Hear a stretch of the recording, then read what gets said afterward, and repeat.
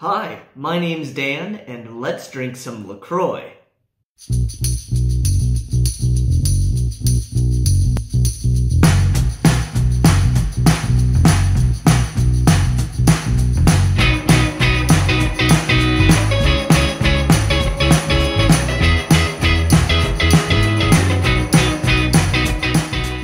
Hey everyone, welcome back to the channel, Dan Drinks LaCroix. This is YouTube's best and only LaCroix review channel, where we exclusively go through every single one of the flavors. So thank you for joining us. Before we jump into this week's video, let's go back to our last video and see some comments from Peach Pear. Reese Burkhardt writes, "You demand, Dan." Thanks, Reese. I appreciate that. Our next comment comes from Ropey. Anyway, it says, "Mr. Dan, today you tested a drink with two flavors, peach and pear. The question is, would any rules or etiquette be breached if you mixed flavors from two different, all caps, cans? If so, how could this be done properly? What ratios and flavors to use? Thank you and looking forward to your reply. Stay hydrated." Well, thanks again, Mr. Ropey or Miss Ropey, Dr. Ropey. I think you certainly can mix flavors if it's up to you. Just remember, then you're going to have multiple cans open of different flavors at one time, and you don't want the carbonation to go flat. So however you choose to mix flavors, that is entirely up to you. I could throw some research behind this. Let me get through some of these classic flavors, and then we'll see about making some flavors of our own. Thanks. And finally, S. McKinney writes, "Really enjoyed this one. Do you think there's a difference in taste or in the flavor notes that are most noticeable depending on whether you drink it straight out of the can versus in a glass or in a glass on ice? Should we be letting our LaCroix breathe in a glass for maximum flavor enjoyment?" Well, McKinney, I think this is a great question, and it is entirely up to you. How do you like to enjoy your LaCroix?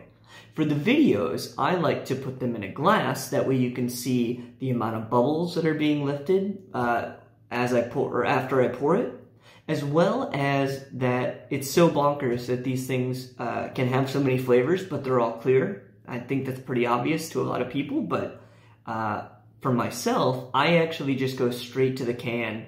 It's so convenient for me to either go into the stairwell if it's cool, so room-ish temperature, or right to the fridge, where I just grab a can, pop it open, down the hatch. So, S. McKinney, it's entirely up to you.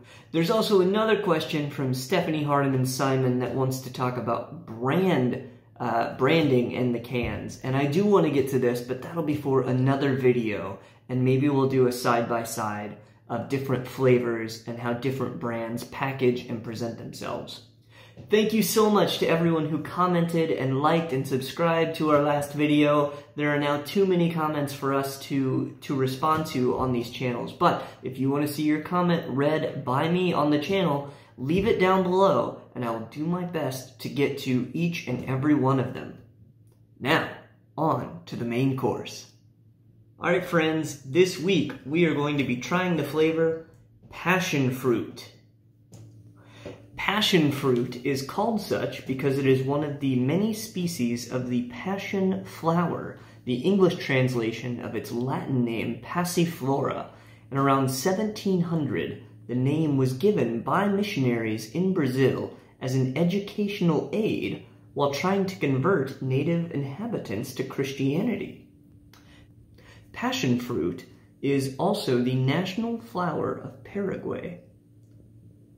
In 2017, the hip-hop artist Drake released a song called Passionfruit.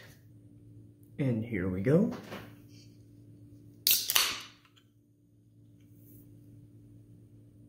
And let's get this into a glass. Nice. Alright, here we go. Passionfruit LaCroix. Now, I picked this up down at the grocery store the other day, partially because they didn't have other varieties that I wanted to try this week, and this one just caught my eye. I don't think I'd tried it before, And so I thought I would present my open thoughts with you, the viewer. Here we go. Oh, wow. Okay. So that is kind of mango-y. A little bit of sherbet, kind of. Fascinating. Yeah, it's interesting because the fruit, passion fruit, there is a huge aromatic component to it.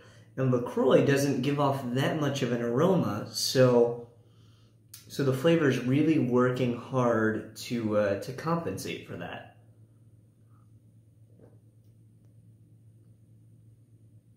Yes, it's definitely a crisp beverage, I'll say.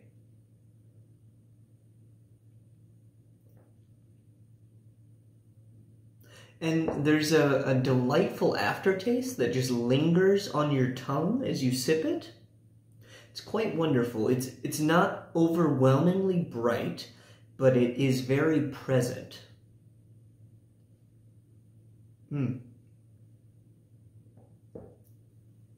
I think this would be very good with a dash of simple syrup over ice and garnish with mint. I could taste that as being a delicious summer drink, especially as the weather warms up outside. What do you think? Have you ever had passion fruit LaCroix? Well, friends, that's it for this week's video. Thank you so much for watching. Be sure you like, share, and subscribe to this video so we can keep making more content that you want to see. I have got more work to do. See you next time.